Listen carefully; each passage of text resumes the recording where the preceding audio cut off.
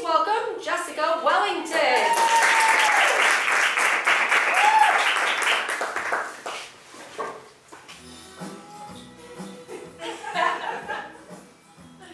Y'all hear that?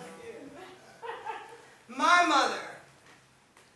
mother was born Jan Darlene Wellington, or Jan Darlene Peacock. Wellington's my dad's name. My mother carried me for 10 months, so it was a month overdue. Something told me from the very beginning to like hold on to the good times, you know? I loved my mother. My mother was a strong woman. She cared about animals. She had the hugest heart ever. But my mother was a drug addict. It killed me for my life because my mother was in and out of prison for drug-related issues for my entire life. So anytime there was any moment that I had with my mom, any occasion, anything, I had to really hold on to that and cherish that because I didn't get it often. For the longest time, I didn't understand. My mom was so strong, you know, she had AIDS for 10 years and she didn't even know it.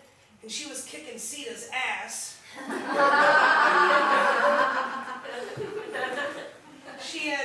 She was strong enough to fight off my father, who was an abusive husband.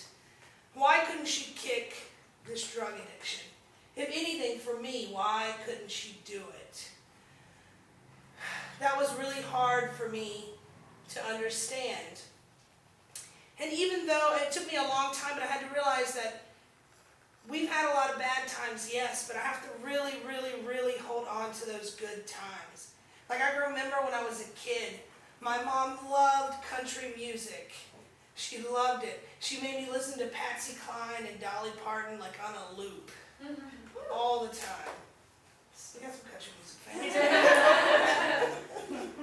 And she loved Hank Williams Jr., and at the time, he had this song that I called We Are Uncountry, because there was only 3.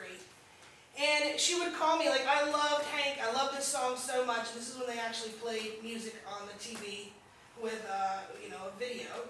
And I could be outside playing in the mud, and my mom would just open the door and be like, Jessica, Hank's on!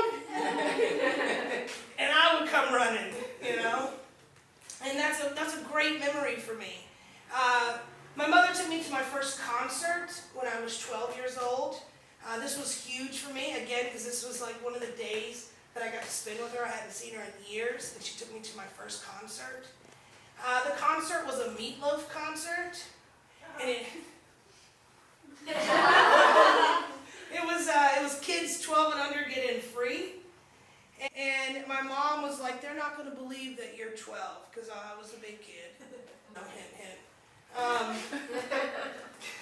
was a big kid, and I didn't know. I was like, okay, maybe this is the way concerts work. You know, you have to bring your birth certificate.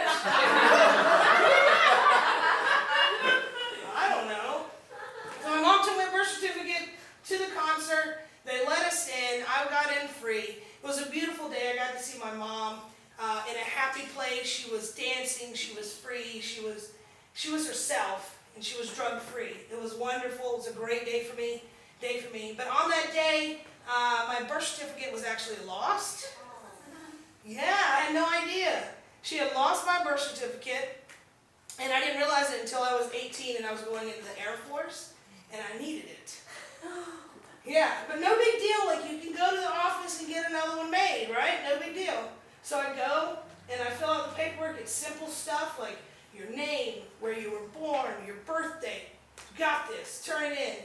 And the lady's like, I'm sorry, but I can't find you in the system. And I'm like, well, I'm pretty sure I was born.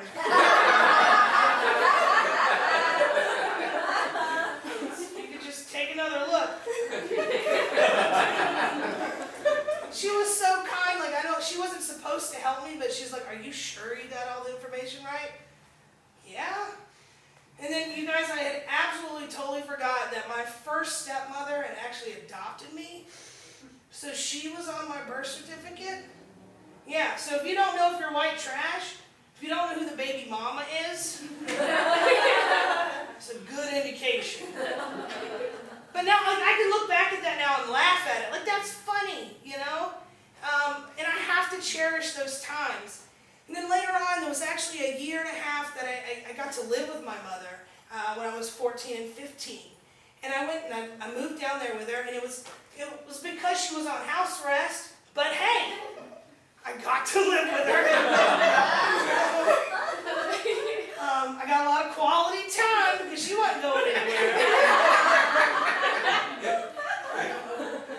And we didn't have like the conventional relationship, you know. We had she would give me like $20 a month for my weed allowance. You know, I didn't know this was unhealthy. I didn't know. I actually had a weed plant for a long time, and it was growing pretty good, like from a seed, and I was really proud of it. And my mom was like, oh, well, maybe we need to get rid of that because the probation officer might come in and see it. But she didn't tell me no a lot, you know, for many things. We drank together. That's when she liked to play the Patsy Cline even more. Yeah. Booze and sad music.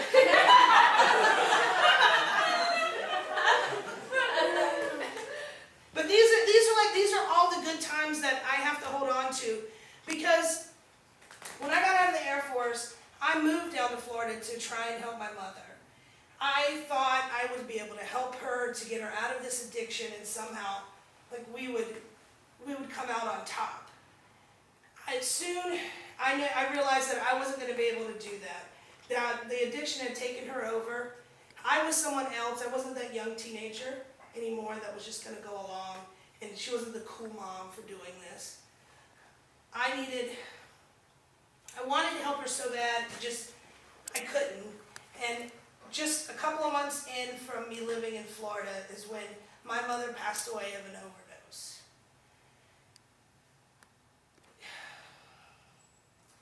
I was there to help her with the funeral and all of that, and maybe that's why I was meant to be there.